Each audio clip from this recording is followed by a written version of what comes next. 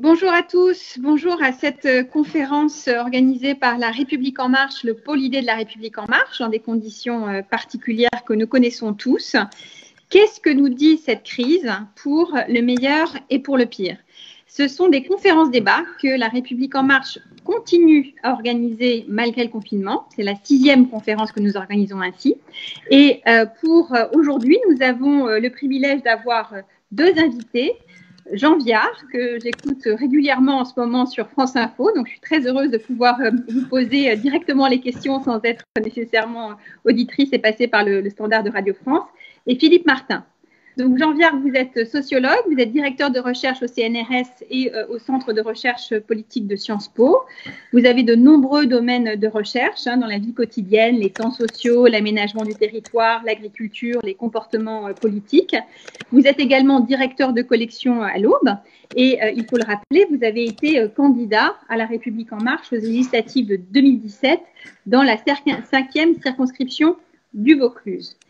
Philippe Martin, vous êtes économiste, vous êtes président délégué du Conseil d'analyse économique et vous êtes professeur à Sciences Po Paris et vous êtes président du Conseil national de productivité et membre du Cercle des économistes. Vous vous intéressez plus particulièrement à l'économie internationale, à la géographie économique, au territoire, et vous avez également été membre du cabinet d'Emmanuel Macron lorsqu'il œuvrait à Bercy. Donc, sans plus attendre, je vais d'abord vous poser une question générale à chacun d'entre vous avant de passer aux questions-réponses et aux questions ensuite que les spectateurs pourront regarder. D'ailleurs, je vous invite à commencer à soumettre vos questions pour que je puisse les poser à nos invités. Mais sans plus attendre, première question à Jean Viard. Quelle première analyse faites-vous de cette crise sanitaire, économique, sociale et plus large encore? Jean Viard. Et moi, je dirais que c'est un élément inouï. C'est comme ça que je le prendrais, qui fait qu'on est 4 milliards à être confinés, c'est-à-dire qu'on est touché dans notre intimité à 4 milliards. Et d'ailleurs, c'est ça qu'on voit en premier, chacun, nos vieux parents, se nourrir, sortir, ne pas sortir, etc. C'est un peu ça. Et puis, en même temps, donc c'est cette action intime, et en même temps, c'est un événement historique. Il se passe quelque chose sur la Terre. Il y a effectivement tous les hommes qui essayent de coopérer pour trouver une solution à un virus qui est dangereux. Et au fond, on pourrait presque dire, on coopère tellement bien qu'au fond, par rapport aux grandes pandémies précédentes, il y aura sans doute relativement peu de victimes. C'est-à-dire qu'on va sans doute avoir entre 100 000 et 1 million de victimes. Vous me direz, c'est énorme et monstrueux, mais par rapport ne fût-ce qu'à la grippe espagnole, par exemple, c'est moins. Donc on peut dire que la coopération des hommes, on parle tout le temps du marché comme si c'était uniquement une méchante bestiole intellectuelle financière. Le marché, c'est aussi la coopération des savants, la coopération des hommes, etc.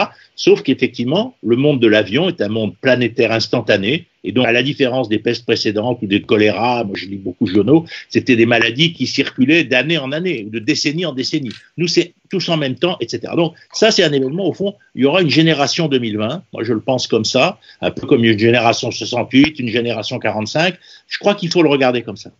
Ça, c'est la première chose.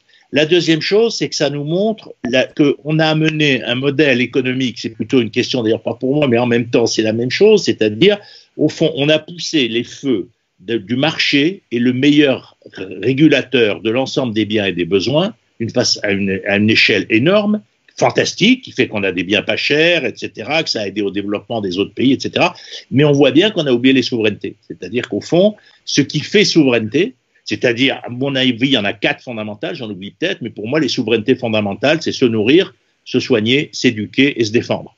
Et donc, je pense que la question de ces 4 souverainetés, on voit bien qu'en matière de santé, on a oublié, excusez-moi, mais pendant les guerres, on n'achète pas les obus aucun adverse. Or là, depuis quelque temps, on n'arrête pas d'augmenter les budgets militaires, et en même temps, les Américains, je crois, 85% de leurs antibiotiques viennent de Chine. À quoi ça rime d'acheter des porte-avions si on est incapable de soigner sa population? En cas de conflit, on meurt.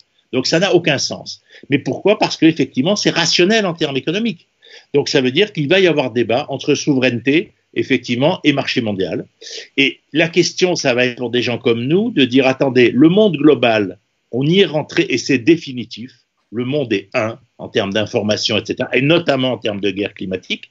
Mais effectivement, dans ce monde un, ça ne veut pas dire qu'il ne peut pas y avoir de défense des souverainetés. Ce qui veut dire aussi autre chose, si je le prends au niveau de ce que j'ai dit au niveau sur l'individu, c'est qu'au fond, on était devenus des individus consommateurs, Et au fond, le politique, le citoyen était mis en dessous de la table. C'était méprisable de faire de la politique, on se faisait injurier tout le temps, etc. Je dirais que là, l'individu devient plutôt citoyen que consommateur. C'est-à-dire, comme consommateur, il faut dire qu'il est un peu réduit à zéro. Et du coup, pourquoi est-ce que les gens sont aussi solidaires? C'est aussi parce qu'ils sont des citoyens qui sont responsables des autres. C'est pour que l'autre ne soit pas malade. C'est pas simplement pour soi-même. On protège sa communauté. Donc, je veux dire, je pense que des valeurs de citoyenneté, des valeurs de liens familiaux, le manque des autres, tout ça, c'est des valeurs qui remontent dans la société. Qu'est-ce qu'on va savoir en faire? C'est tout ça, si vous voulez, qui pour moi est sur la table pour dire les choses en point. Mais on va avoir du mal parce que, si vous voulez, on était à la fin d'un cycle. Moi, je pense que le cycle ouvert par Reagan a permis de faire tomber le communisme. Je lui reconnais cette qualité. Mais en même temps, il nous a amené, y compris en Chine, au fond, à un capitalisme mondial généralisé, régulateur. Et donc, il faut qu'on sorte de ça. Or, la République en marche, on était un peu en même temps, mais on était dans une forme de ce qui se posait. Il y avait une explosion du champ politique. Les populismes, la Catalogne, le Brexit, Trump, enfin, on voit bien que le champ politique avait explosé depuis 2008. Donc, on était dans le chaos. Et là, on va sortir, en fait, du chaos. On va rentrer dans un nouvel ordre. Mais cet ordre, comment on va le porter? Il va y avoir, on voit bien que les nationalistes, je dirais, ils ont les clés déjà. Sauf que les nationalistes au pouvoir ont l'air assez mauvais. Donc, ça peut nuire. Les totalitaires vont apparaître performants. Donc, ça va leur donner une survaleur. Quelque part, le régime chinois, excusez-moi, on peut toujours dire que les chiffres sont faux, mais enfin, dans la mémoire des gens, ça reste une puissance. Et qu'est-ce que nous, j'allais dire les démocrates, on a à dire dans cette période pour recréer ce que les gens vont attendre, c'est-à-dire après cette crise, après cet enfermement, on va avoir besoin de choses fortes, de choses qui font du désir. L'essentiel du monde ne va pas changer. Le monde ne change jamais complètement. L'essentiel, je dirais, demain sera d'abord pareil que hier, mais avec des attentes différentes. Et si vous voulez, est-ce qu'on est capable d'être à la hauteur de l'événement? Et je m'arrêterai en disant simplement une chose. Si vous voulez, Churchill, avant la guerre, n'était pas un grand politique, et Clémenceau, il avait 74 ans quand il est devenu puissant. Donc, c'est pour dire que la question, c'est est-ce qu'on a quelqu'un capable de catalyser ou pas? Je ne sais pas, avec le fait que les blouses blanches vont être le grand corps politique de demain, comme les sous-officiers ont été le grand corps politique d'après 14-18, que ce soit chez les nazis ou chez les communistes ou chez les fascistes. Comme les généraux ont été les grands hommes politiques d'après 45, je pense que là, c'est les blouses blanches qui vont sortir dans le champ politique. Ça aussi, c'est une réflexion à avoir. Très bien, merci. On pourrait faire tout un débat sur la grandeur de Clémenceau et de Churchill avant leur arrivée comme Premier ministre en temps de guerre. C'est un autre débat. Je pense que c'était des grands hommes qui avaient déjà une grande carrière et marqué un grand courage contre leur propre camp. Mais c'est autre chose. Philippe, quel est votre... J'allais vous tutoyer parce qu'on se connaît et qu'on a travaillé ensemble, Philippe, et on va continuer à se vouvoyer. Quel est votre avis, votre première analyse de cette crise? Jean a déjà dit pas mal de choses sur cette tension entre coopération versus souveraineté. Individu consommateur versus individu citoyen qui est en train d'émerger. Votre point de vue en tant qu'économiste? Pour un économiste, ce qui frappe évidemment, et ça fait écho à ce que disait Jean Viard, c'est quand même la violence du choc, du choc économique, et à un moment où, en fait, en effet, on choisit de tuer l'économie de manière momentanée pour tuer un virus. Et je crois que c'est la première fois, en effet, dans l'histoire qu'on fait ce choix entre guillemets contre l'économie et pour la santé. Et je pense que de ce point de vue, quand on critique énormément le modèle de civilisation où on est, c'est un modèle de civilisation qui quand même a fait ce choix et qui, je pense, est un choix d'humanisme. Donc je pense que pour un économiste, c'est intéressant de voir ce choix qui a été fait de manière pratiquement sans débat. Alors ce débat va peut-être réapparaître dans le futur, mais en tout cas pour le moment, il est très clair. Alors la violence du choc, bon, je crois que les gens, tout le monde a en tête un certain nombre de chiffres. Aujourd'hui, un tiers de l'économie est à l'arrêt, 50% de l'économie marchande. On va avoir évidemment une récession très forte en 2020 et toute la question, et on reviendra peut-être là-dessus, c'est est-ce que cette récession, elle va perdurer en 2021? Est-ce qu'il va y avoir des mécanismes d'amplification qui vont perdurer? Ce qui frappe aussi, c'est que c'est un choc économique, une récession qui n'a pas grand-chose à voir avec les chocs et les récessions précédentes. C'est vraiment des mécanismes extrêmement différents. Ce n'est pas une crise financière, ça n'est pas une crise liée au prix pétrolier, ça n'est pas une crise liée à trop d'inflation. C'est vraiment un choc totalement exogène. Et de ce point de vue, évidemment, c'est extrêmement passionnant de regarder ça. C'est dramatique et passionnant à la fois. Alors, ce qui frappe aussi, c'est l'énorme incertitude sur beaucoup de sujets et qui vont être évidemment très très impactants sur le reste de l'histoire. Des incertitudes évidemment sanitaires. Hein, on ne sait pas quel est le temps de confinement et donc quand est-ce qu'on va sortir justement de cette situation où on a mis en boîte, au frigo l'économie. Et puis les questions économiques, même d'incertitude économique, c'est-à-dire est-ce qu'en sortie de situation sanitaire, est-ce que c'est les contraintes d'offres ou les contraintes de demande, est-ce qu'on aura besoin d'une relance de la demande à la fin de l'année ou même en 2021?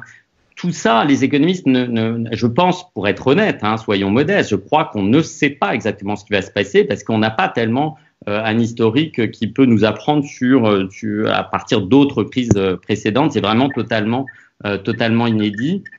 Il va falloir remettre en place les chaînes de valeur. Donc, les premiers problèmes seront des problèmes d'offres, mais potentiellement, et là, c'est lié à des comportements, des changements de comportement. Et Jean Viard y faisait allusion, c'est-à-dire, est-ce qu'on va consommer de la même manière? Est-ce qu'on va vouloir reconsommer des biens durables de type voiture, frigo, etc., etc. Et sinon, qu'est-ce que ça signifie en termes à la fois macroéconomiques et même de structure de l'économie complètement? Est-ce qu'on va changer de type de consommation?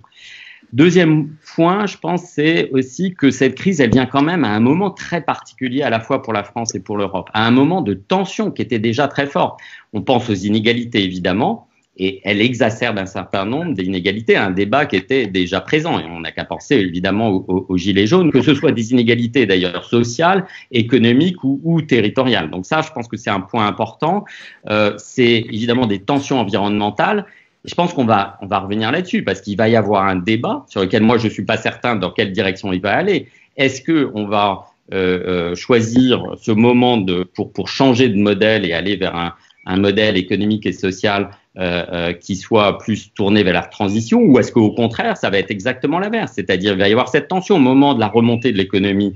On va pas vouloir mettre trop de freins sur l'économie et beaucoup vont interpréter à tort ou à raison les contraintes environnementales comme des freins à la relance. Donc il va y avoir cette tension très forte de l'économie, d'ailleurs qu'on retrouvait un tout petit peu au moment des Gilets jaunes sur la tension pouvoir d'achat versus environnement. Donc cette tension qui était déjà présente entre l'économie et l'environnement, elle va revenir. Il faut trouver des moyens évidemment de dépasser cette tension. Et puis troisième point, c'est la méfiance vis-à-vis des élites, vis-à-vis de la capacité à gérer cette crise, qu'elle soit sanitaire ou économique. On a déjà vécu ça pendant la crise financière et la crise de la zone euro, où clairement beaucoup de gens, et à raison, vont dire on a mal géré cette crise. On l'a mal géré et ça a eu un impact social, économique énorme. Dans quelle mesure on va être capable de mieux gérer cette crise, à la fois du point de vue sanitaire, évidemment, mais du point de vue économique et social. Donc je pense qu'il y a plein de tensions. La manière dont on va sortir de cette crise, j'entends beaucoup le fait qu'on remet en cause, que cette crise remettrait en cause le modèle de développement, le système économique et social européen. Je pense qu'il faut faire attention quand même à ne pas jeter le bébé avec l'eau du bain. Regardons ce qui se passe aux États-Unis. Moi, je trouve quand même que on est en train de socialiser de manière gigantesque les pertes liées à la récession. C'est-à-dire que le revenu des Français pour certains va diminuer. Parce que je dis pas tous, mais dans une grande partie, il va être stabilisé. Le chômage partiel, tout ce que met en place le gouvernement, et c'est pas simplement la France, dans toute l'Europe, on fait ce type de mécanisme de socialisation très forte des pertes pour essayer de stabiliser au maximum les revenus. Aux États-Unis, ça n'est pas du tout le cas. Vous avez une augmentation phénoménale du chômage qui n'a jamais eu lieu. C'est-à-dire, si on fait un tout petit calcul, si on avait le même système qu'aux États-Unis, l'augmentation du chômage en France, ce serait 3 millions. On aurait 3 millions de chômeurs en plus en France.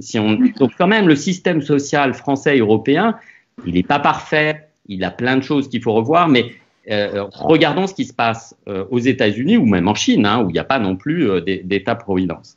Un autre point, évidemment, et Jean Viard y a fait allusion, on va avoir une très forte augmentation des dépenses publiques, non simplement pour éteindre l'incendie, mais aussi, et donc d'un point de vue cyclique, si on veut, très rapidement, il va y avoir une très forte augmentation du déficit, de la dette, etc. Mais de manière plus structurelle, on voit bien qu'il va y avoir d'énormes demandes sociales, économiques, sanitaires sur des augmentations de dépenses publiques. Dans quelle mesure et comment on va répondre à ces demandes? Je pense que ça, c'est un des points importants. Et c'est pas, encore une fois, c'est pas simplement 2020. C'est beaucoup plus. Bien après. Et dernier point, c'est l'Europe. Ouais. Je pense qu'il faudra qu'on ait c'est des tensions européennes évidemment extrêmement vives. Hein, on a vu qu'il y a eu un accord finalement hier, mais je pense que quand même, il y a un sujet européen. On a sauvé les meubles, entre guillemets, hier avec un accord au niveau de l'Europe, mais quand même, il y a une énorme déception par rapport à l'Europe sur ce sujet. Ouais.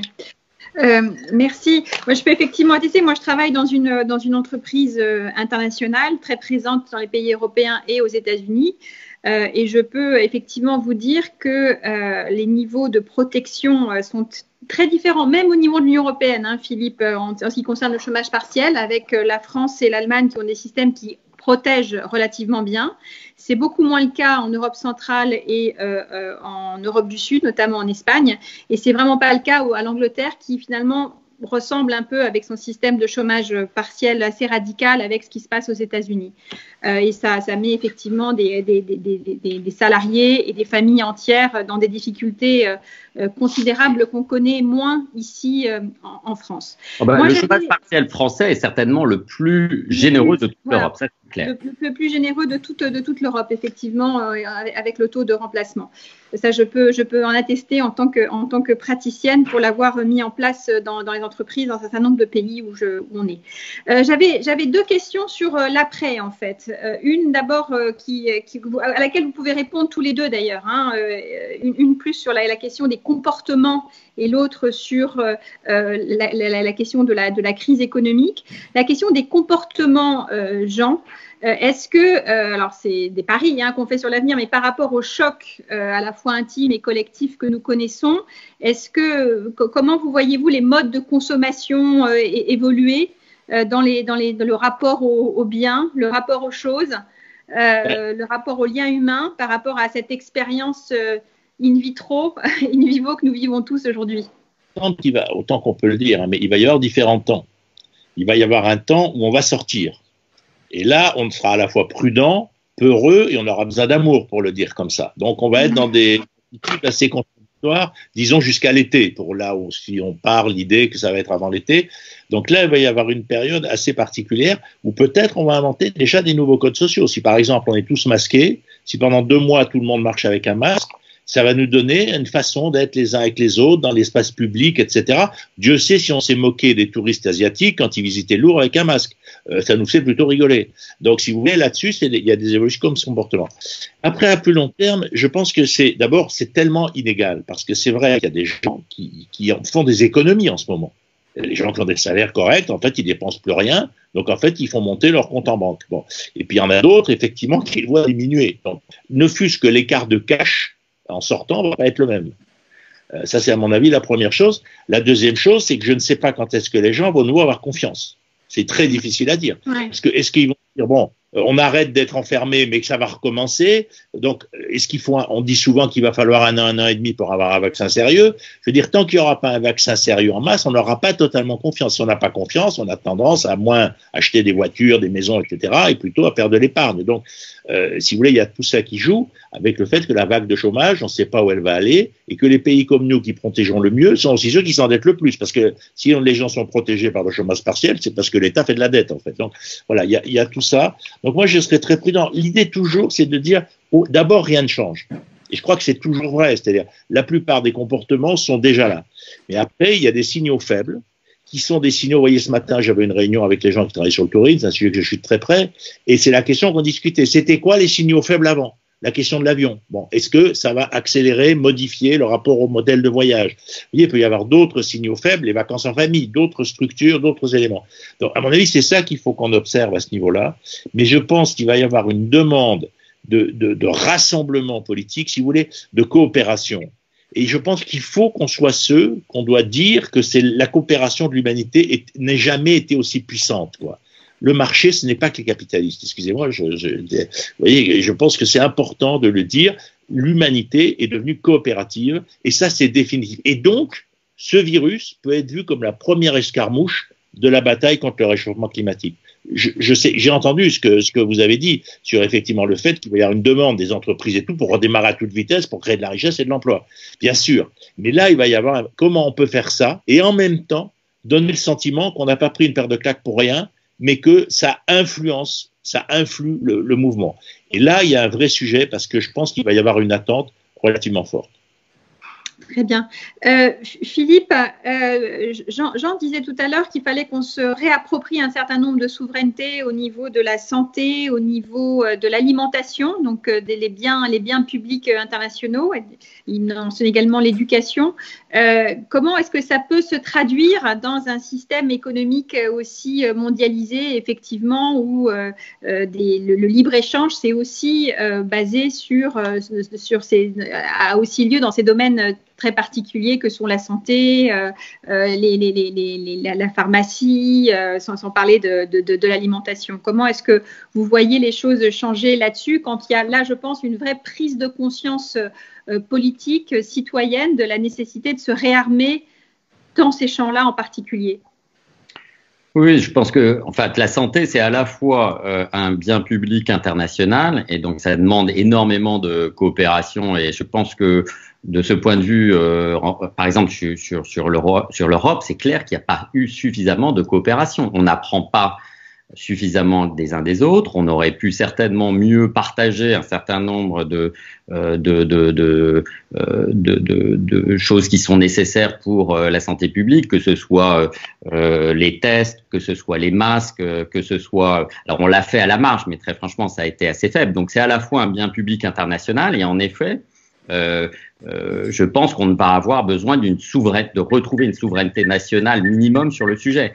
Mais j'aurais tendance à dire quand même que cette souveraineté, par exemple sur la question sanitaire, elle doit d'abord se faire au niveau européen.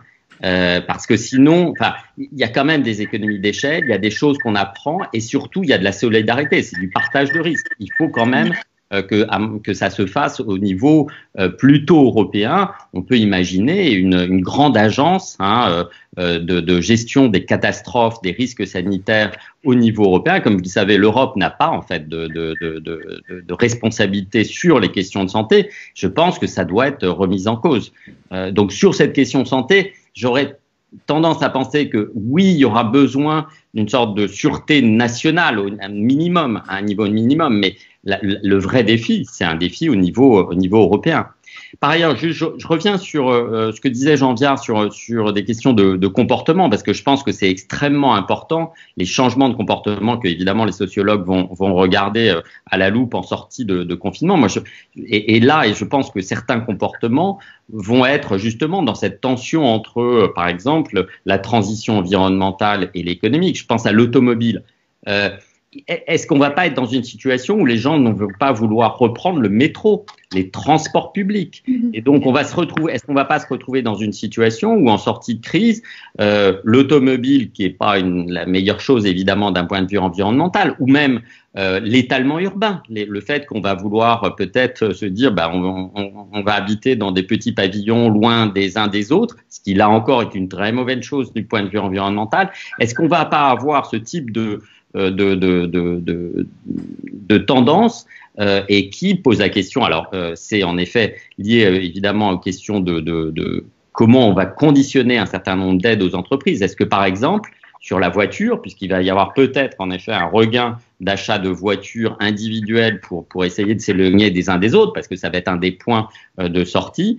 Est-ce que, par exemple, si on fait des aides énormes à des gros constructeurs automobiles, est-ce qu'il ne faut pas conditionner ces aides, par exemple, à des changements, par exemple, d'aller beaucoup plus rapidement sur l'électrification des voitures automobiles? Donc ça, je pense que c'est des questions qu'il va falloir poser. Et de ce point de vue, évidemment, vous êtes au cœur aussi de ces débats. J'avais une question à vous poser tous les deux on a beaucoup parlé de coopération, de solidarité spontanée et organisée à la fois au niveau de quartier, national. Moi, je voudrais aussi parler des divisions et des fractures que cette crise a pu laisser apparaître. D'abord, selon vous, quelles sont-elles et dans quelle mesure elles risquent de rester après cette crise sanitaire progressivement terminée? Et autre chose, est-ce qu'elles sont distinctes des fractures qu'on a connues il y a encore quelques mois avec, vous le mentionniez tous les deux, la crise des Gilets jaunes?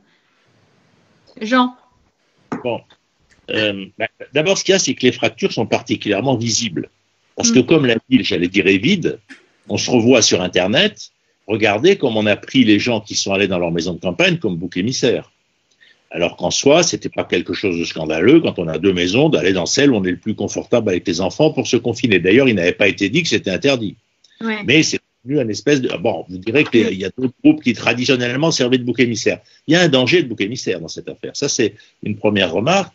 La deuxième remarque, c'est que c'est pas exactement la même rupture que les Gilets jaunes. Il faut toujours se rappeler une chose. 60% des gens habitent dans une maison avec jardin. 24% des gens habitent dans une maison avec terrasse ou balcon. Et 10% des gens ont deux maisons. En gros, un peu plus de 10%. Pour avoir un ordre de grandeur, si vous voulez. Quand on est à Paris, on a l'impression que tout le monde habite dans des tours en Seine-Saint-Denis. Heureusement, c'est pas vrai. Donc, regardez, on prend souvent Bondy. Il y a eu plein de reportages sur Bondy. C'est vrai que c'est un endroit sans doute assez difficile. Donc, faisons attention à ça. Or, les Gilets jaunes, ils habitent où? Ils habitent dans la France avec jardin. Puisqu'au fond, ce sont des habitants du grand périurbain et du monde rural. Donc, si vous voulez, vous voyez, c'est d'ailleurs pour ça que ça se superpose pas complètement. Je dirais aujourd'hui, les Gilets jaunes, ils s'en sortent pas si mal, si on peut le dire comme ça, en termes, en tout cas, de confinement. Pas forcément en termes d'autres choses, parce que ce sont aussi ceux qui travaillent. Oui. Les Gilets jaunes, c'est les caissières, les infirmières, les gens qui conduisent les camions, les gens qui mettent les choses dans les supermarchés, etc. Oui, puis il y avait une étude de l'IFOP qui montrait effectivement que l'accès au taux de chômage partiel était très différent selon les CSP aussi. Oui, donc, mais ça montre aussi que Paris, 52% de gens en chômage, en télétravail, c'est devenu une énorme bureaucratie d'État. Excusez-moi, cette ville, 52% des gens en télétravail. Moi, je disais un peu l'autre jour, au fond, c'est à peu près comme Versailles sous Louis XVI, quoi. On a reconstruit en plus gros une grosse structure gestionnaire qui effectivement sont en plus souvent birésidents et qui sont extrêmement décalés, et y compris quand on voit ce qui se passe avec les médias. L'autre jour, je disais à Yves Calvi, c'est quand même la première fois que tu acceptes que je reste chez moi pour faire l'émission. Je lui dis, on n'est pas encore au point parce que je te vois pas. Toi, tu me vois, mais on n'est pas encore capable. Mais jusqu'à maintenant, quand on habite en province ou à l'étranger, pour aller dans une émission de débat en France, il faut aller à Paris pour être assis en face du présentateur. Il y a tout ça qui va profondément changer. Mais je pense que les ruptures je pense en plus que l'inégalité des salaires est difficile à vivre pour ceux qui sont en bas, mais elle a quelque chose d'insupportable. Je veux dire qu'il n'y a pas de rapport entre l'utilité sociale immédiate, visible, je ne dis pas que les autres sont inutiles, là, et puis le risque que les gens prennent. Or, c'est pas une question de bac chiche. C'est très gentil de vouloir donner 1000 ou 2000 euros à chacun prédéré. C'est pas une question de blackchist, c'est une question de place dans la société. Moi, c'était la première fois que je voyais, par exemple, des caissières être fiers de leur boulot. Dire oui, moi, je suis fier de venir le matin. Oui, c'est dangereux, mais j'aide les gens à vivre. Alors que c'est des métiers, on leur demandait jamais si elles étaient fières de leur boulot. Donc, vous voyez tout ça. Comment on va gérer ces éléments-là? Comment on va les repenser? Comment aussi on est une société où on n'a aucune idée du revenu des autres?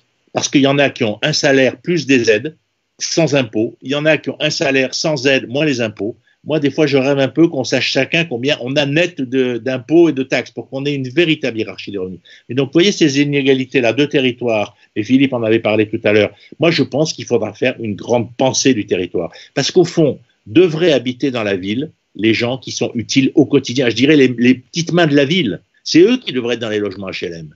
Et c'est pas comme ça qu'on pense les choses. Alors que l'essentiel des gens en télétravail, excusez-moi, ils n'ont pas besoin forcément d'habiter là. Ils peuvent aller à Paris 2 fois par semaine. Donc, si vous voulez, on est là sur des modèles de spatialisation des niveaux des groupes sociaux qui, à mon avis, va poser d'énormes problèmes. Et puis, effectivement, ce problème des hiérarchies, il faut faire un geste. Alors, l'autre jour, je disais, il faut augmenter le SMIC de 20%. Je connais tous les défauts de ce genre de mesures. Mais je disais, il faut des mesures symboliques fortes. Et pas des aides indirectes, pas des choses qui donnent un droit. Si vous voulez, ce qui donne, effectivement, c'est pas pareil que des primes d'activité et tout ça. C'est, à un moment, le type de la fierté, combien tu gagnes. Ça reste quand même un élément central. Et ça, je pense que là, je dirais quelque part, je finis là-dessus, faisons plus de politique. si vous voulez. C'est ce que l'Europe ne sait pas faire. Ils finissent, après s'être engueulés comme des chiens, ils finissent par effectivement prendre des décisions positives. L'idée qu'on a, c'est qu'ils se sont d'abord engueulés avec mesquinerie, on n'a pas tout compris, etc. Ça, normalement, c'est la boîte noire, si je peux dire, du débat. Mais ce qui devrait sortir, c'est uniquement le fait qu'ils ont pris une décision. Or là, ce qu'on met sur la table, j'allais dire, c'est les entrailles du débat et c'est pas le résultat. Si on refait pas de la politique, les gens n'auront plus confiance ni nationalement ni au niveau de l'Europe. Et je suis d'accord, l'Europe, c'est la question centrale. Mais l'Europe, on voit tous qu'elle a un mal fou à faire du commun. Or, ce qu'on est en train de reconstruire, c'est un nouveau commun. Avant, on avait perdu notre futur. Moi, c'était mon analyse depuis longtemps. D'ailleurs, il y avait que 10% des gens qui croyaient qu'on vivrait mieux demain. C'était une perte totale de futur. Là, on a un commun, on a réinventé un futur, c'est de ne pas mourir. Est-ce qu'on va le garder pour la période de demain? Philippe, sur les nouvelles fractures. Oui, donc sur les inégalités, moi je suis frappé quand même. Il y a une inégalité qu'on voyait peut-être pas très fortement avant la crise, qu'on voit avoir à mon avis fortement, c'est entre salariés et non salariés. Les non salariés vont être beaucoup plus impactés, en partie parce que certes, le gouvernement va aider les indépendants, les professions libérales, etc., mais quand même, je pense que ce sont eux qui vont être le plus touchés. En tout cas, si c'est une crise qui dure 2-3 mois, si elle dure beaucoup plus longtemps, je pense que tout le monde sera impacté. Mais en tout cas, ça, c'est une fracture qui existait bien entendu, mais il me semble qu'elle est plus forte aujourd'hui. Et la deuxième fracture, en revanche, celle-là existait vraiment. Ça, c'est l'inégalité face aux questions de santé. On va certainement voir, alors je ne sais pas, on n'a pas de chiffres, mais la distinction entre ceux qui ont été fortement touchés par le coronavirus en termes de mortalité en fonction en particulier du niveau social.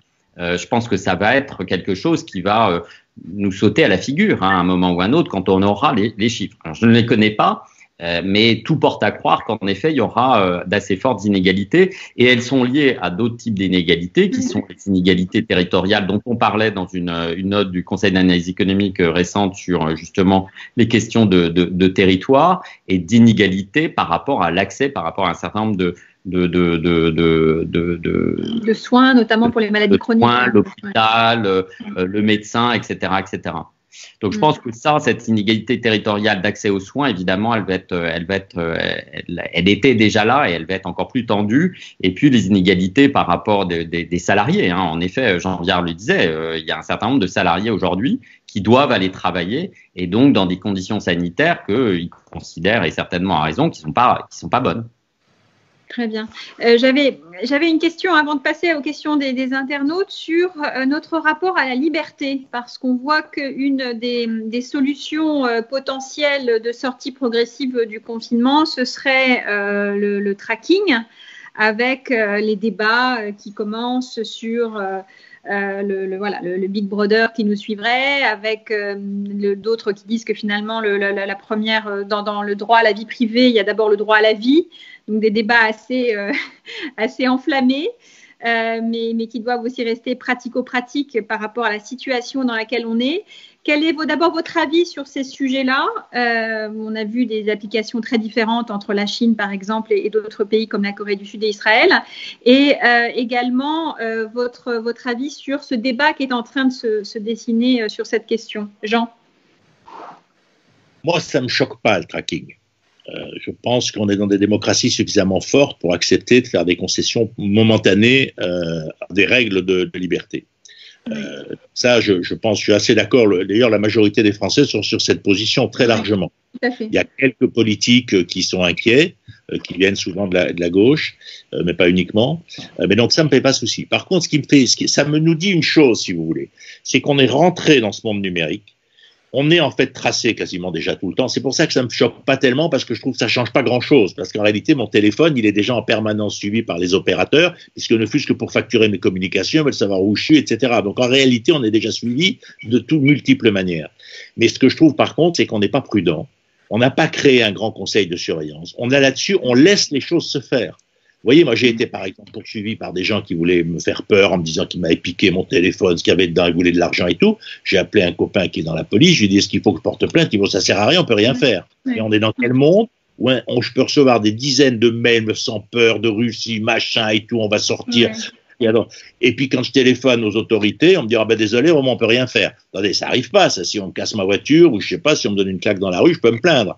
Donc si vous voulez là, je pense que ça nous montre qu'on n'a pas créé, je dirais, l'équivalent du Conseil d'État ou du Conseil constitutionnel pour la sphère du numérique, qui définit effectivement des règles, mais une autorité puissante qui peut réguler. Et je pense que ça, par contre, c'est un vrai sujet sur lequel, effectivement, ça peut nous servir de déclencheur, cette situation, parce que je pense que là, on est un peu léger. Regardez comme on aime les gens qui sortent des dossiers comme Wikileaks et tout ça, mais qu'est-ce que c'est quand même des hackers du monde numérique. Donc, je veux dire, à un moment, ils auraient cambriolé les archives de la Banque de France, on les aurait trouvés scandaleux. Donc, qu'est-ce qu'on trouve légitime là-dedans? Et jusqu'à quel moment on va être un peu capable d'inventer des règles?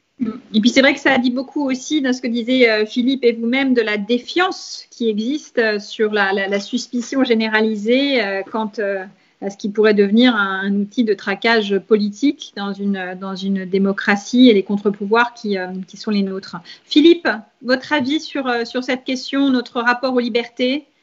Je suis d'accord avec Jean Viard. Juste le paradoxe par rapport à ce que vous disiez juste à l'instant, c'est que certes, on voit bien en effet dans les sondages que les Français seraient pas défavorables au tracking et en même temps, donc il y a pas tant de défiance que ça vis-à-vis en fait des grandes, des Facebook, etc., enfin puisque c'est déjà dans les données. Donc le paradoxe, c'est que c'est vraiment la défiance, c'est pas tellement vis-à-vis de ces grandes institutions, c'est plutôt vis-à-vis de nos gouvernements. C'est ça un des problèmes essentiels. On se méfie pas, à mon avis, suffisamment des GAFA et peut-être un peu trop de gouvernement. Donc moi je suis assez d'accord, je pense que c'est une manière, le tracking, mais il faut pas le faire, on n'est pas obligé de le faire exactement comme ils le font dans les pays asiatiques, c'est une manière de résoudre un peu cette tension, cet arbitrage entre santé et puis reprise économique. Je pense que c'est une voie un peu de sortie qui permet d'améliorer cet arbitrage.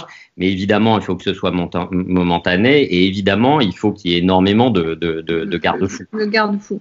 Et voilà. Juste un point, c'est un confinement ouvert en fait. Il faut le penser comme ça parce que le choix c'est entre confiner chez soi ou je dirais confiner parce qu'on est le tracking. C'est pas un choix entre le tracking et rien. Donc si vous voulez, c'est une forme de confinement mobile. Et si on le présente, c'est déjà un projet par rapport au confinement absolu. J'avais une dernière question à poser à l'économiste, Philippe.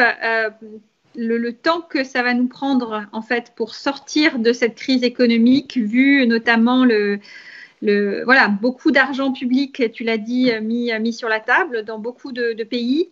Des dettes colossales, des recapitalisations, une demande également croissante sociale, de nouvelles protections.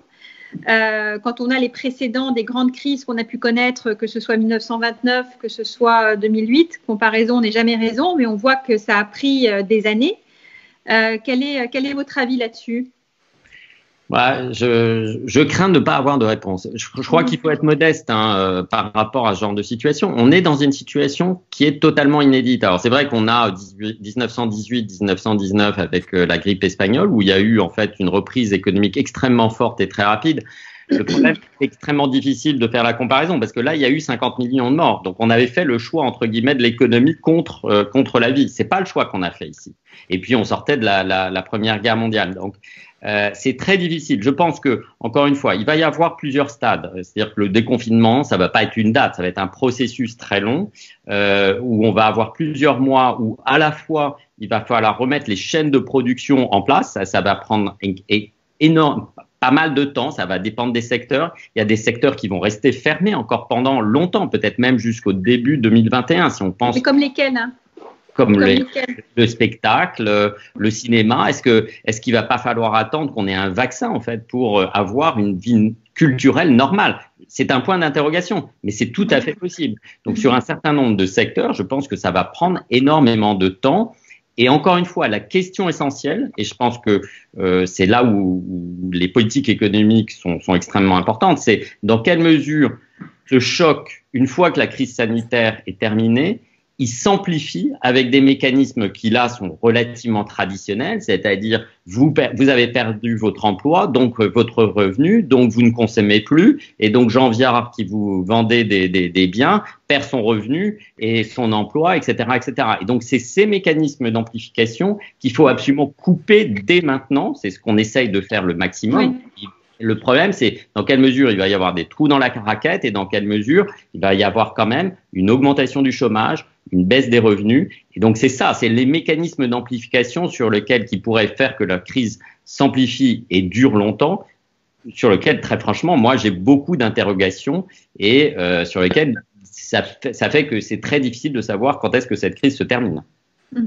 Là, je vais passer aux questions des internautes. Il y a une question de Renaud qui rejoint ma dernière question. C'est comment va-t-on payer les centaines de milliards de soutien puis de relance à l'économie? C'est des questions très basiques en fait que chacun peut se poser.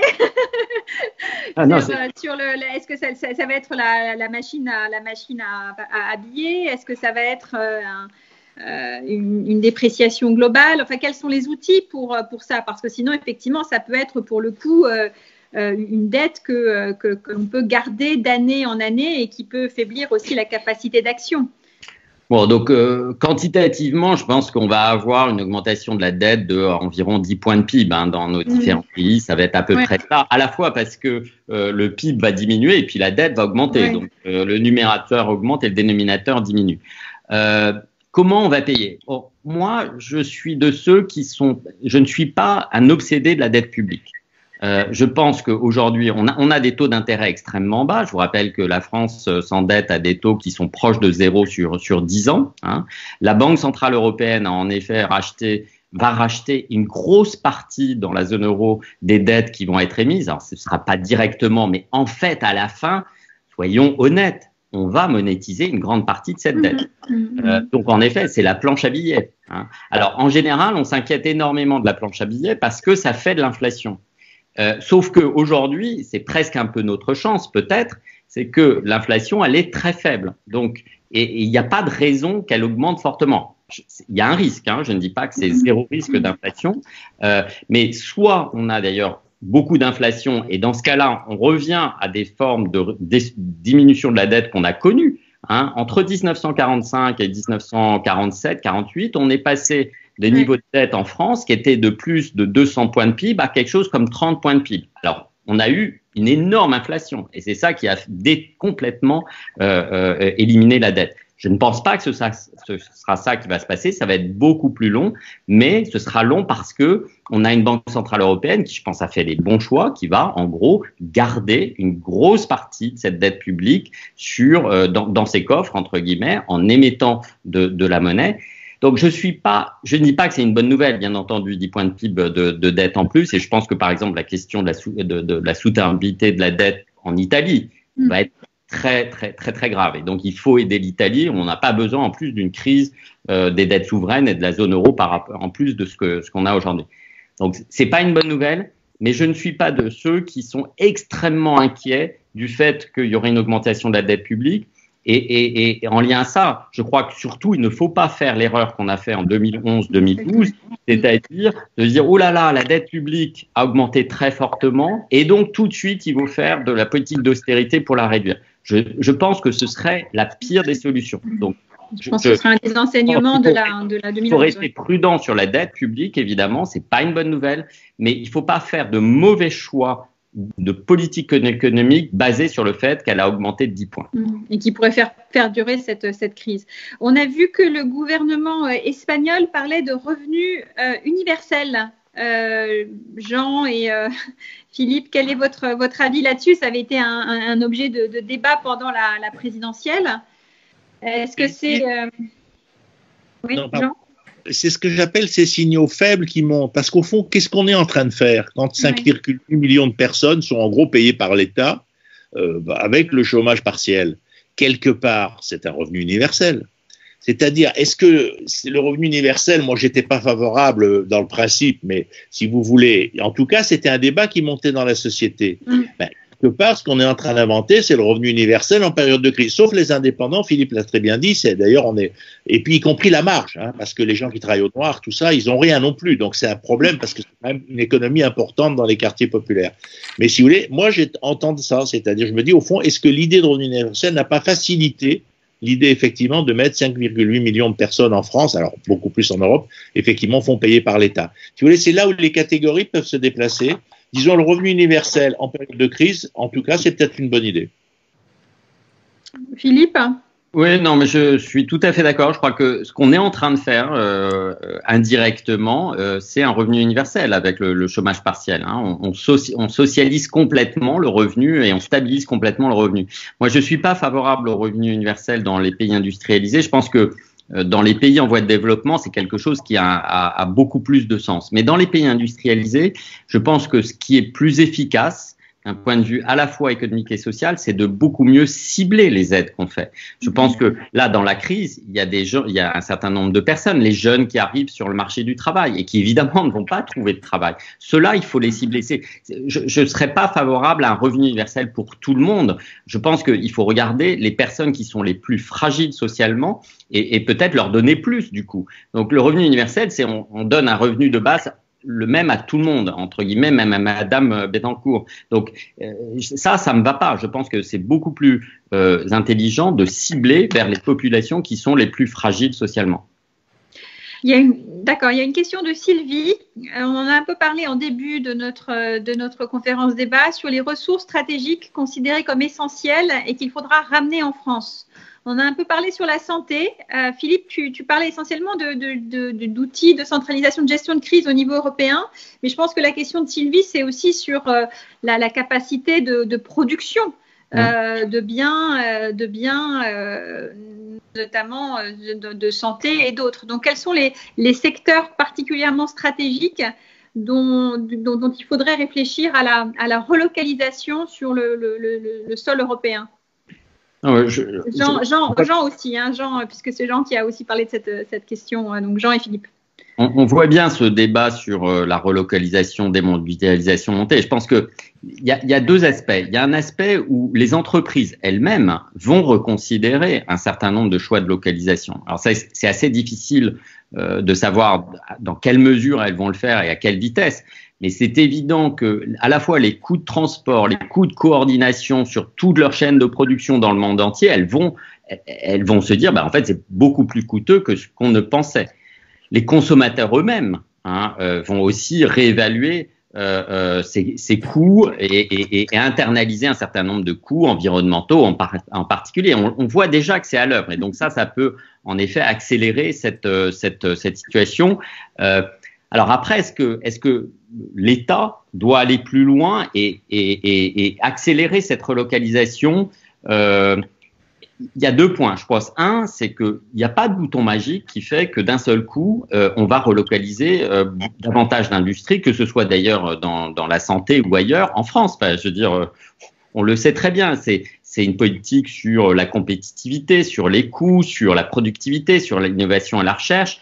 Donc, c'est pas des choses qui se font d'abord sans coût et facilement. On essaye mais Philippe, là, je me fais l'avocat du diable, par exemple, sur la question des génériques, où là, on n'est plus sur une question de recherche, on est vraiment sur une question de compétitivité-coût, et on voit que effectivement, l'essentiel des génériques aujourd'hui, pour des médicaments qui sont essentiels, simplement ils ont perdu leur brevet, je pense au paracétamol par exemple, viennent parfois de loin, donc c'est parfois pas que des questions de compétitivité coût. On revient à la question de Jean qui est la question de la souveraineté et de la capacité à être en prise sur les choses et d'avoir son destin en main sur des choses essentielles, pas tout, mais sur des choses absolument indispensables lorsqu'elles se révèlent indispensables. Non, mais ça, je pense qu'en effet, il doit y avoir une réflexion sur un certain nombre de sujets stratégiques d'un point de vue sanitaire, sur des médicaments en particulier. Et donc, je pense qu'on est allé trop loin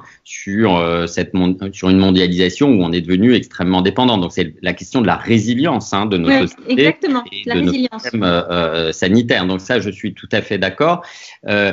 Ce qu'il y a, et c'est en lien avec la question des dépenses publiques, ça va coûter. C'est-à-dire qu'il faut assumer le fait que c'est un coût sur les dépenses publiques. Donc, ça va vouloir dire soit une augmentation des impôts quelque part ou des baisses de dépenses ailleurs. Donc, moi, je suis tout à fait favorable et je pense que clairement, il faut avoir cette réflexion, mais il faut mettre tous les paramètres dans l'équation. C'est-à-dire, il faut bien dire ce que ça coûtera.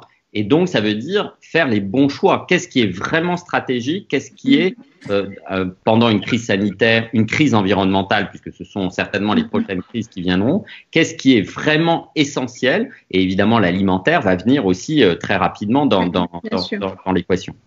Jean?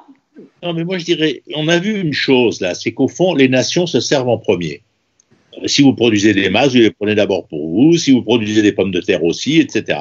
Et donc, ça montre une chose, c'est qu'au fond, la sphère de sécurité et d'intimité, c'est quand même le local et l'État. C'est ça que ça a donné comme signe. Et l'Europe a eu du mal à le faire.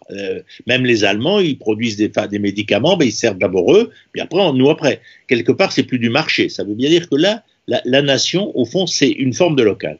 Et on voit aussi que la demande des gens, c'est dans les mots qu'ils utilisent, c'est proximité et local. Où là, on a un problème parce qu'on n'a pas redéfini notre territoire. Qu'est-ce que c'est le local, quoi? Le local, c'est pas la commune, même si c'est parfois un peu ça. Donc, il y a un vrai débat au fond. Qu'est-ce que c'est le local? Qu'est-ce que c'est, par exemple, les mairies qui achètent des fermes pour nourrir les enfants? Tous ces types de liens-là qui peuvent, à mon avis, se développer beaucoup. Donc, ça, c'est une dimension. L'autre dimension, c'est de se dire l'économie de guerre doit être parallèle à l'économie de paix. C'est-à-dire que le ministère de la guerre ne peut pas s'occuper que de fabriquer des armes. Quand on voit, par exemple, si les chiffres sont exacts, mais qu'une entreprise qui fabriquait des masques en Bretagne est achetée par un concurrent américain qui, en gros, la ferme pour intégrer la production alors qu'elle n'était pas en déficit. Ça aurait pu être de dire, l'économie de guerre, ça aurait dû être, on aurait dû dire, attendez, c'est là, non, nous, on veut faire des masques, puisque l'entreprise, il ne s'agit pas de faire une entreprise déficitaire, mais d'empêcher ce genre de prédation. Donc, je veux dire, la question, ce que on a appelé, je prends l'économie de guerre puisqu'on a parlé de guerre, je pense que c'est une vraie question. Peugeot est capable de faire des appareils de santé puisqu'ils sont en train d'essayer de trouver un appui pour fabriquer. Donc, est-ce qu'on ne va pas être amené à l'idée qu'effectivement, les moindres coûts, c'est l'économie du marché mondial, mais après, le ministère de la Défense, c'est la défense sur les fondamentaux. Comment je nourris mon peuple, comment je peux le nourrir et je peux le soigner en urgence. Et donc, cette pensée qui était absente, peut sans doute rentrer dans ce qui est au fond une logique de défense assez légitime. Et je rajouterai une chose, j'ai dit au début, c'est aussi vrai pour l'éducation. Je pense, si vous voulez, quand on voit par exemple comment fonctionnent en ce moment les différents pays du monde, on voit bien qu'on n'a pas les mêmes rapports de l'individu et du collectif, même dans des modèles démocratiques comme la Corée du Sud. Donc vous voyez, moi je pense que je rêverais qu'il y ait un classement des grandes universités qui ne soit pas que celui de Shanghai, qui renvoie à une certaine idée du lien entre l'individu et le groupe, qui n'est pas le même. Et pourquoi est-ce que l'Europe n'est pas capable d'avoir son classement légitimement, si vous voulez, dans des valeurs qui sont différentes? Je ne dis pas qu'elles sont mieux ou moins bien, je ne porte pas un jugement de valeur, mais simplement le rapport entre l'individu, le groupe, le rôle de l'étude quand on est jeune par rapport à la carrière, etc., n'est pas forcément le même. C'est là où reprendre les souverainetés, ce n'est pas que des questions économiques. Il y aura un classement puissant qui peut être celui de Berlin, je ne veux pas que c'est forcément que j'ai de la Sorbonne. Mais l'Europe peut-elle s'imposer sur des marchés qui sont aussi ces marchés conceptuels ou créatifs? Ça veut dire aussi qu'il faut changer de définition sur ce qu'on appelle les entreprises stratégiques, parce qu'aujourd'hui, les pays, les États-Unis en premier d'ailleurs, mais aussi la France, l'Allemagne avaient développé tout un arsenal de défense des entreprises stratégiques en cas d'acquisition étrangère, etc. Donc, c'est le cas de pas mal de secteurs, de télécom, mais visiblement, celui des masques, pour la petite entreprise bretonne, n'en faisait pas partie. J'avais une dernière question, parce qu'on arrive bientôt à la fin, c'est encore une question qui est posée par un internaute sur le rapport intergénérationnel. Sur ce que ça dit, à la fois de nos aînés qui sont plus exposés encore que la moyenne de la population, sur ce qui se passe dans les EHPAD, sur l'éloignement de ces personnes également pour leur propre santé, leur propre sécurité. Qu'est-ce que ça dit? Est-ce que ça peut changer aussi les choses pour après? Bon, si je commence, moi je pense que ça va marquer. Parce que les EHPAD, c'est rarement un choix. C'est pas la maison de retraite d'avant. C'est devenu des maisons de fin de vie. On reste en moyenne 3 ans et 4 mois. Et donc, si vous voulez, en gros, quand on va dans l'EHPAD, on sait qu'on n'en sortira pas. Donc, si vous voulez, et là, ça recharge en négativité. Je dirais que c'est un peu comme le bateau de croisière. C'est deux endroits qui, d'une certaine façon, ont un peu perdu en attractivité. Enfin, excusez-moi de comparer parce que c'est pas tout à fait pareil. C'est quand même un peu. Donc ça, c'est une première chose. La deuxième chose, moi, ça fait longtemps que je plaide pour que dans le logement social, on puisse réunir les familles dans les mêmes bâtiments. Je ne comprends pas pourquoi, par exemple, les HLM n'acceptent pas qu'on puisse dire, attendez, moi, il me faut un petit appartement pour mes vieux parents dans la même tour, parce que je veux passer tous les jours. Les gens qui ont les moyens le font. Mais tout ce qui est social ne veut pas de ça. Alors moi, je pense que ce que les gens veulent, c'est ça. Vous avez 10 couples de vieux dans la tour, peut-être qu'il y a une infirmière à plein temps. Ça fait 20 personnes âgées. Et ils ne sont pas forcément dans le même EHPAD, si vous voulez. On peut très bien avoir ce genre d'organisation. Et je pense qu'on a oublié la tribu familiale dans l'organisation des territoires. Je ne parle pas de la famille légale, 60% des bébés sont en mariage. D'ailleurs là, en ce moment, c'est marrant parce qu'on confine la famille légale, mais pas la famille réelle. Ça sera encore un sujet extrêmement compliqué. Mais là-dessus, je pense que la question de la tribu familiale, donc du rapport entre les générations dans l'espace, comment est-ce qu'effectivement, dans un même bâtiment social, il y a pour les parents, peut-être même pour les grands ados quand ils veulent habiter en colocation, et puis pour les personnes âgées quand on veut les rapprocher, etc., il y a un énorme travail qui n'est pas forcément coûteux, mais qui est une idée différente de qu'est-ce que c'est qu'être vieux. Or, nous, au fond, on n'a pas complètement réfléchi à ça. On a eu l'idée de la maison de retraite après-guerre, c'était autre chose. À l'époque, on a supprimé dans le HLM la chambre pour les personnes âgées. Dans les HBM, il y avait une chambre de plus. Et on a dit en 45, non, les personnes âgées vont décohabiter. C'était le mode de la famille 4 enfants. C'est le modèle de la CENI, pour le dire en termes de voiture. Et donc, si vous voulez, là, il peut y avoir, je crois, des changements et des choses très positives. Moi, je crois beaucoup que la tribu familiale est le cœur du lien social. C'est lui qui trouve l'essentiel du marché du travail. C'est un opérateur très efficace sur le marché du travail, sur tous les marchés et sur les marchés d'assurance. Et juste un mot là-dessus, dans les quartiers les plus défavorisés, on dit non, mais c'est les jeunes des quartiers qui sortent, etc. C'est pas tellement vrai pour une raison très simple, c'est que ce sont des gens qui gardent leurs anciens à la maison. Et il y a très peu, par exemple, de vieux immigrés dans les maisons de retraite. Et donc, du coup, là, il y a les vieux qui sont. Donc, l'idée d'amener la maladie, on l'amène là où il y a un vieux dans la maison. Et donc, je pense que dans ces quartiers, souvent, les jeunes se sont, j'allais dire, ils sont serrés, ils sont pas logés, etc.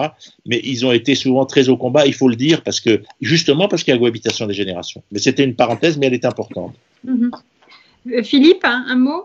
Oui, juste très rapidement. Donc, c'est évident que la crise sanitaire, c'est les personnes âgées qui en sont les premières victimes. Mais la crise économique, ce sont plutôt les jeunes actifs.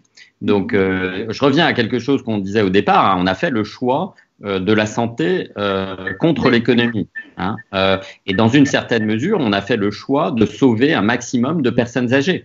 Mais au prix, et je pense qu'il faut le dire, hein, ça n'est pas du tout pour le critiquer, mais au prix d'une crise économique qui va tomber fortement sur les jeunes actifs. Et donc, je pense qu'il va falloir aussi se poser la question. Je pense évidemment à la question de l'éducation, de qu'est-ce qu'on fera aussi pour les jeunes après cette crise. Je pense que la question intergénérationnelle, on voit qu'il y a une forte, dans les choix qui sont faits, une forte solidarité intergénérationnelle. Hein, c'est clairement, on révèle nos préférences, entre guillemets, et ce sont de bonnes préférences. Mais je pense que le sujet des jeunes qui sont arrivés sur le marché du travail, toutes les études économiques montrent que si vous êtes arrivé en pleine récession sur le marché du travail, c'est quelque chose qui vous suit en termes de probabilité de chômage et surtout de salaire pendant 20 ou 30 ans. C'est-à-dire c'est quelque chose qui marque très fortement. Donc il va y avoir toute une génération qui aujourd'hui arrive sur le marché du travail en pleine crise et qui clairement en sera aussi victime. Et ce sont eux des jeunes. On l'avait vu effectivement dans les années 90 et les années 2000, hein, effectivement, sur la difficulté des jeunes entrant sur le marché du travail à cette période et les répercussions sur plusieurs années. Écoutez, on arrive à la fin de ce débat, messieurs, Jean, Philippe, merci beaucoup. Merci au pôle idée de la République En Marche d'avoir organisé ce débat et qui se veut maintenant un moment régulier, puisque je comprends que la semaine prochaine, au même moment, vendredi, il y aura un débat sur la question de la relance européenne. Donc, avec notamment des discussions sur l'accord d'hier soir et comment aller plus loin. Voilà, écoutez, merci beaucoup. Bon week-end et bon confinement à tous. Restez chez vous. Au revoir. Au revoir. Au revoir. Au revoir.